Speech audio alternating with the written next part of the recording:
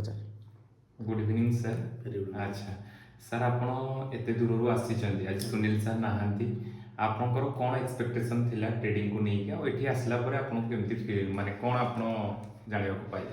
Sir actually କ'ଣ କି ମୁଁ ପ୍ରାୟ ସାର୍ଙ୍କୁ ଗୋଟେ ମାନେ ଏଠୁ ଆସିବା ପୂର୍ବରୁ ମୋତେ ଆକ୍ଚୁଆଲି ମୋ ଘର ହେଉଛି ବାରିପଦା କିନ୍ତୁ ମୁଁ ଆଚ୍ଛା। ସର୍ଭିସ୍ କରୁଛି ନବରଙ୍ଗପୁରରେ। ନବରଙ୍ଗପୁର। ତ ମୋତେ ଆସିବାଟା ସବୁବେଳେ ସୁବିଧା ନାହିଁ। ମୁଁ ସାର୍ଙ୍କ ସହିତ କଣ୍ଟାକ୍ଟ 8-9 ମାସ ପୂର୍ବରୁ ଥିଲି।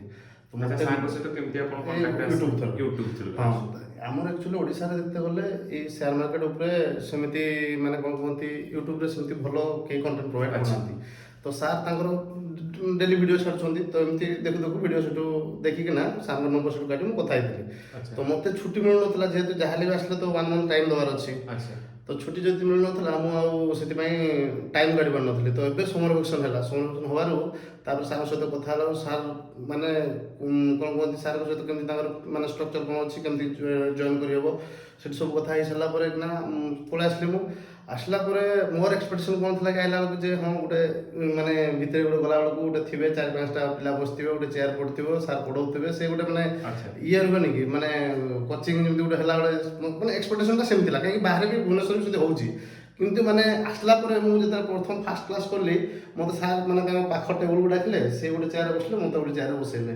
ମୁଁ କହିଲି ପ୍ରାୟ ଆଜି ଗୋଟେ ଫାର୍ଷ୍ଟ ଇଣ୍ଟ୍ରୋଡକ୍ସନ୍ଟା ଅଛି, ତ ସେଥିପାଇଁ ଗୋଟେ ବସି ରୋଡ୍ ମ୍ୟାପ୍ କରାହେଉଛି, ନେକ୍ସଟ ଇୟର ପିଲା କିଏ ଆସିବେ ତାଙ୍କ ସହିତ ପଢ଼େଇବେ। ଆଚ୍ଛା। କିନ୍ତୁ ନେକ୍ସଟ ଆଇଲା ପରେ ସାର୍ ଯେଉଁ ପଢ଼େଇଲେ ଯେଉଁ ଷ୍ଟାଇଲରେ ମାନେ କ'ଣ କୁହନ୍ତି ତାଙ୍କର ମାନେ ଜଣା ପଡ଼ିଲାନି ଯେ ଏଠି ଗୋଟେ କ'ଣ ଶିଖିବାକୁ ଆସିଛୁ, ମାନେ ଅଲଗା ଟାଇପ୍ର ଗୋଟେ ଦୁନିଆକୁ ଲାଗିଲା ମାନେ ଗଲାବେଳକୁ, ବୁଝିପାରିଲେ କି ନାହିଁ? କାହିଁକି ମୁଁ ଜଣେ ପ୍ରଫେସନାଲି ମୁଁ ଜଣେ ଟିଚର, ଆଚ୍ଛା। କିନ୍ତୁ ମୋର ଏକ୍ସପେକ୍ଟେସନ୍ ଥିଲା ଯେ ହଁ ଗୋଟେ ସେମିତି ପଢ଼େଇବେ, ଏତେ ଫ୍ରେଣ୍ଡଲି ମାନେ ଏତେ ମାନେ କାଇଣ୍ଡ ସାର୍, ମାନେ କୁହନ୍ତି କି ନାହିଁ ଟ୍ୟୁସନ୍ ଠୁ ବଳିକିନା, ଯେମିତି ଟ୍ୟୁସନ୍ ଆମେ ଘରେ ଯେମିତି ଗଲେ ପିଲାଙ୍କୁ ବସେଇକିନା ନୋଟବୁକ୍ ଧରିକିନା ଯେମିତି ପଢ଼ଉ, ମାନେ ସେମିତି ସାର୍ ମୋତେ ଷ୍ଟାର୍ଟ କଲେ। ଆଉ ଆଜି ପ୍ରାୟ ହେଇଗଲାଣି ମୋର 20-22 ଦିନ ହେଇଗଲାଣି।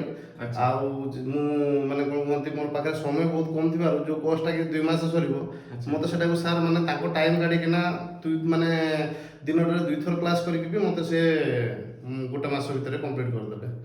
ତ ସେଥିପାଇଁ ସାର୍ଙ୍କୁ ବହୁତ ବହୁତ ଧନ୍ୟବାଦ, ଯାହା ହଉ ସେତିକି ସେ ଟାଇମ୍ ଦେଇଛନ୍ତି। କାହିଁକି ଆଜିକା ଡେଟ୍ରେ ସାର୍ ଯାହା ବି ମାନେ ଆଜି ଅଛନ୍ତି, ସେତିକି ଲୋକ ସେତିକି ସମୟ ଦେବା ପାଇଁ ତାଙ୍କ ପାଖରେ ଟାଇମ୍ ବି ନାହିଁ କି ଇଚ୍ଛା ବି ନାହିଁ। ଇଚ୍ଛା ବି ନାହିଁ। ତ ସାର୍ ମୋର ସମୟକୁ ମାନେ ଟାଇମ୍ ଦେଇକିନା ସେ ତାଙ୍କ ଟାଇମ୍ ଦେଇଥିବାରୁ ତାଙ୍କୁ ମୁଁ ବହୁତ ବହୁତ ଧନ୍ୟବାଦ ଦେଉଛି।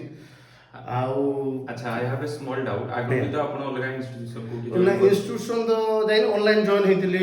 ମୁଁ ମାନେ 7-8 ମାସ ହେଲାଣି ଏ ଭିତରେ ଘାଣ୍ଟି ହେଉଛି। ଆଚ୍ଛା। ତ ମୁଁ ଅନଲାଇନ୍ ମାନେ ଅଫଲାଇନ୍ କୋର୍ସ ବି ନେଇଛି, ଆଚ୍ଛା। ଅନଲାଇନ୍ରେ କ୍ଲାସ୍ ବି କରିଛି, ଯେଉଁଥିରେ କି ମାନେ ମୋତେ କିଛି ମୁଣ୍ଡରେ ଏକା ପଶୁନଥିଲା। ଗୋଟେ ଅପସନ୍ ଚେନ୍ ଅଛି ପାଠ, ଆଚ୍ଛା। ମୁଁ ପ୍ରାୟ 3 ଥର ଡାଉଟ୍ ପଚାରିଥିବି, ସେ 3 ଥର ଯାକ ମୋତେ କହିଥିବି କିନ୍ତୁ ମୁଁ 3 ଥର ଯାକ ବୁଝିପାରିନି, ଯେଉଁଟାକି ଗୋଟେ କ୍ଲାସ୍ରେ ଆମ ସରିଗଲା। ଆଚ୍ଛା, ସେଠି ଆଉ ସାର୍ଙ୍କ ଭିତରେ, ସୁନୀଲ ସାର୍ଙ୍କ ଭିତରେ କ'ଣ ଡିଫରେନ୍ସ ଦେଖିବା ପାଇଁ ପାଇଲେ? ଡିଫରେନ୍ସ ବୋଲେ ସାର୍ ଗୋଟେ ହେଉଛି କ'ଣ କହିବେ ସେଟା ମାନେ କ'ଣ କୁହନ୍ତି ସେ ଗୋଟେ କ'ଣ ୱାର୍ଡ଼ଟା କହିପାରୁନି, ଏକ୍ଜାକ୍ଟ ଓଡ଼ିଆରେ କହିଦେଉଛି, ଗୋଟେ ମଣିଷତ୍ୱ ବୋଲି କହିବେନି କି, ଲୋକ ଆଜିକାଲି ଅଛନ୍ତି ଆଚ୍ଛା। ମାନେ ମୋତେ ଜଣେ କୋର୍ସ ଫି ଦେଇଦେଲା ମାନେ ମୋର କାମ ସରିଗଲା, ସେ ବୁଝୁ ନ ବୁଝୁ ମୁଁ ମୋର ମାନେ କ'ଣ କୁହନ୍ତି କୋର୍ସ କମ୍ପ୍ଲିଟ୍ Business କରିଦେବି purpose ରେ, ବିଜନେସ୍ ପର୍ପଜ୍ରେ।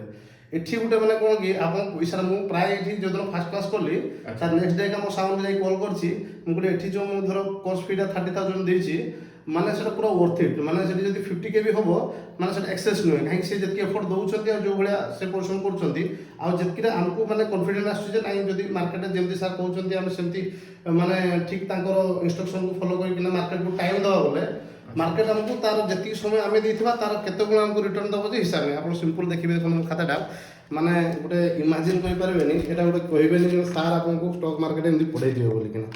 ଆପଣ ଟିକେ ଖାତା ଚେକ୍ କରନ୍ତୁ, ମାନେ ସାର୍ଙ୍କୁ ମୁଁ ଟେକିକିନା କହୁନି, ମାନେ ମୋତେ ଏତେ ଭଲ ଲାଗୁଛି, କାରଣ ମୁଁ ବି ଟିଚର, କାରଣ ମୁଁ ବି ସେମିତି କଲେ ପିଲାଙ୍କୁ ପଢ଼େଇ ପାରୁନି, କାରଣ ସେତିକି ସମୟ ଆମେ ଦେଇପାରିବାନି, କାହିଁକି ହେଉନି ମାନେ ଟ୍ୟୁସନ୍ ପର୍ସନାଲ୍ ଟ୍ୟୁସନ୍ କଲାବେଳକୁ ବି ଆମେ ଏମିତି ପ୍ରପର୍ ନୋଟ୍ ଦେଇକିନା ମାନେ ଆମେ ପଢ଼େଇବାଟା କଷ୍ଟ।